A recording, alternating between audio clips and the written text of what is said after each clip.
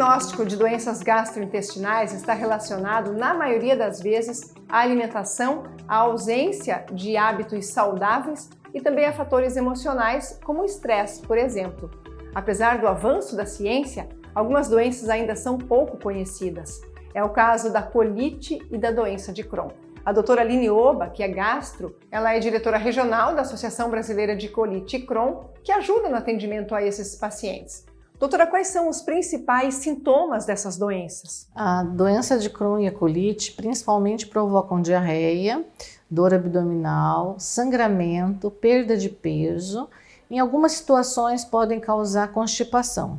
E na doença de Crohn a gente pode ter lesões, fístulas e fissuras na região perianal, né?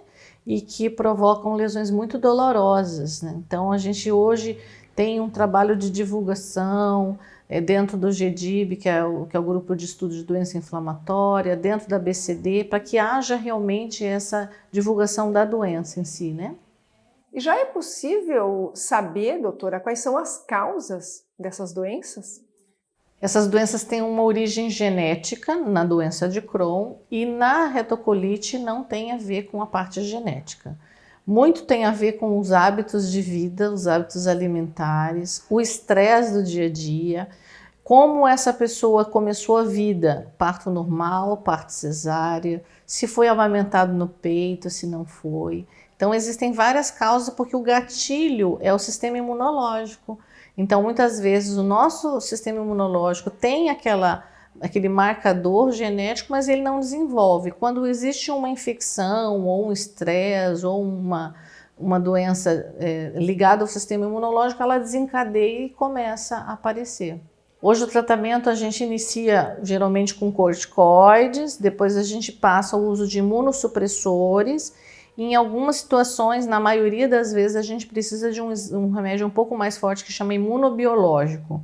Com isso, a gente consegue controlar a inflamação da doença, fazendo com que ele não machuque mais, que provoca lesões ulcerosas, sangramento, perfurações intestinais. Existem tratamentos que a gente precisa muito remédio, vários comprimidos por dia, e que é difícil ele ficar tomando porque é uma doença que não tem cura.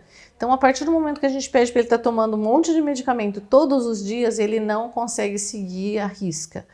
O problema maior é quando ele não consegue controlar a doença, ele pode até ter uma colectomia, ou seja, tirar o intestino, ter que tirar esse intestino.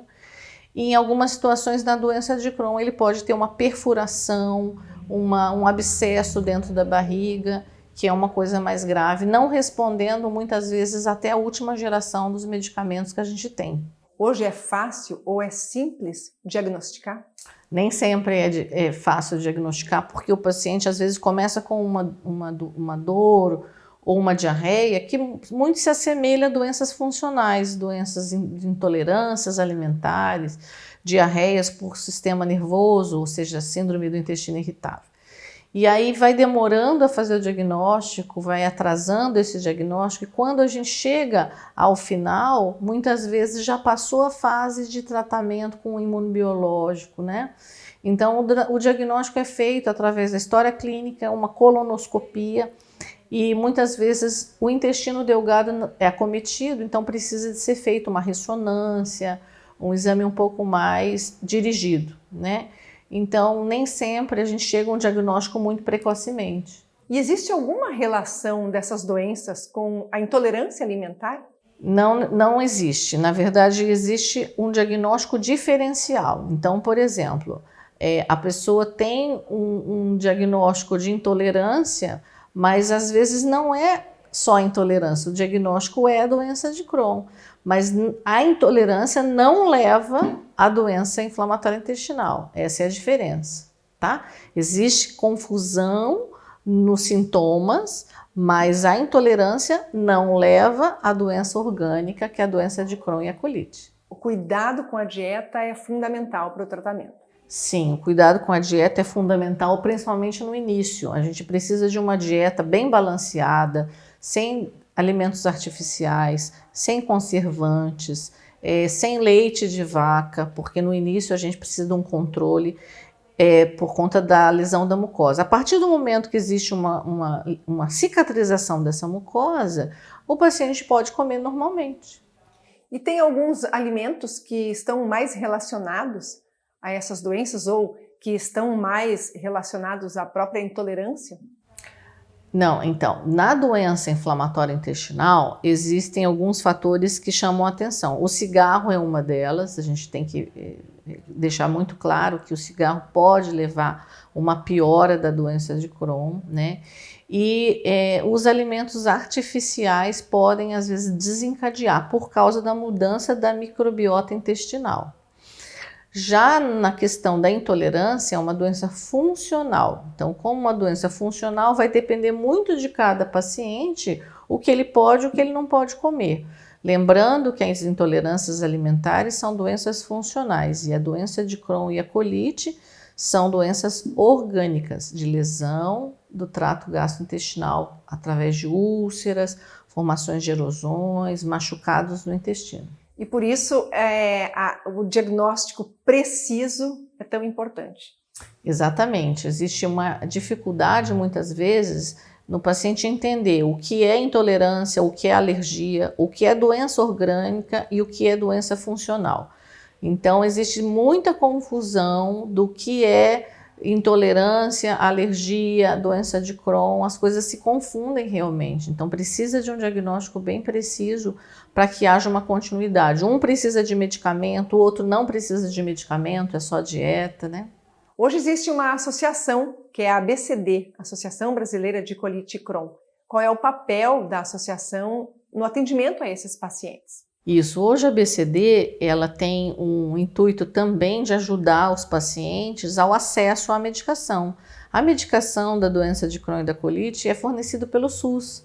E com o trabalho da ABCD, junto com os especialistas do GEDIB, nós conseguimos incorporar vários medicamentos novos, muito caros, para esses pacientes. Então, os imunobiológicos são medicamentos caríssimos, né, que precisam ser usados de maneira crônica e contínua e que a ABCD consegue ajudar esses pacientes ao acesso, à informação.